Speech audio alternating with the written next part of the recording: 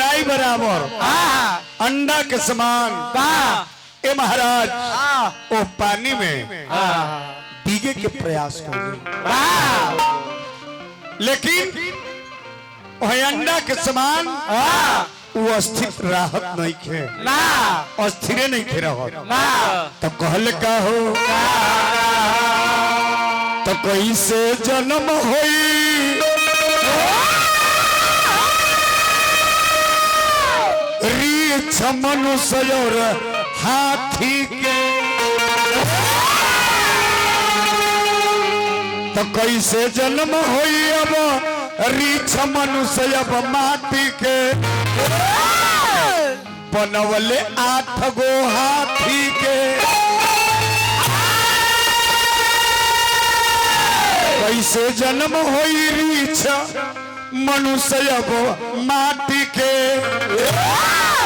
रचना कहीं नहीं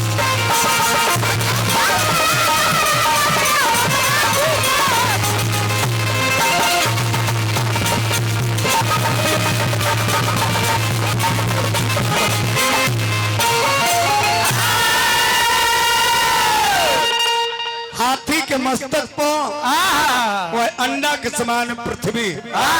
के रख देने लेकिन फिर भी पृथ्वी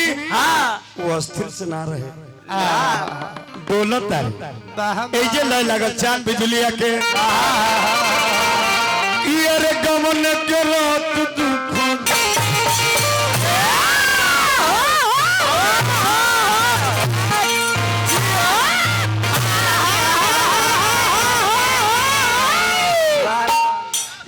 गमन के रात दुख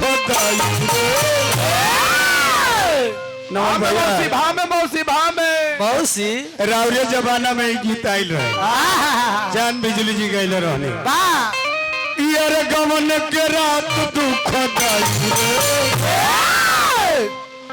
असैया हिले रात भर बिहले मुआई रे असैया हिले न बेंजू बढ़ा दिया अंडा के अस्थिर करे खातिर ब्रह्मा जी बड़ा ही उपाय कोई नहीं लेकिन पृथ्वी अंडा के रूप में अस्थिर रहत नहीं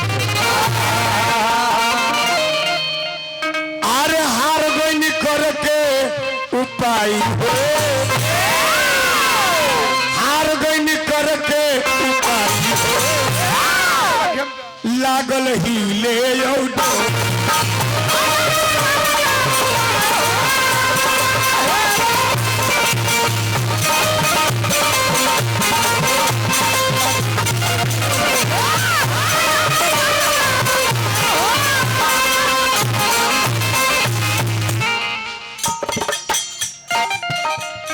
देश के रक्षक हैं अच्छा भैया सिपाही न रहने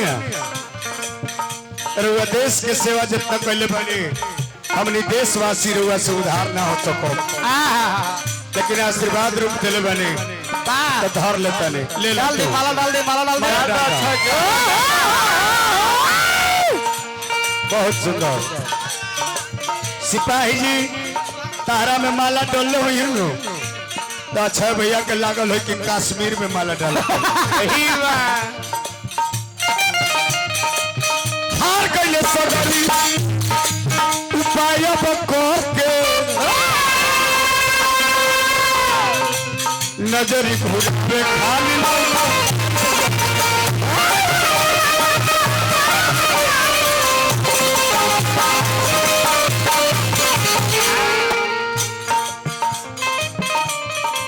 चारों मुहावा कुछ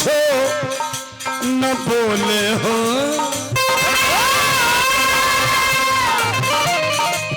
चारों मुहावा कुछ न बोले हो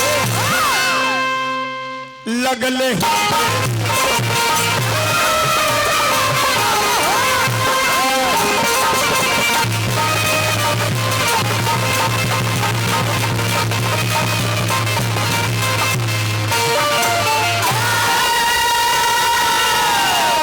मुखिया राजा जी हमने के 35 मिनट बा समय की 45 बा 45 है 45 बा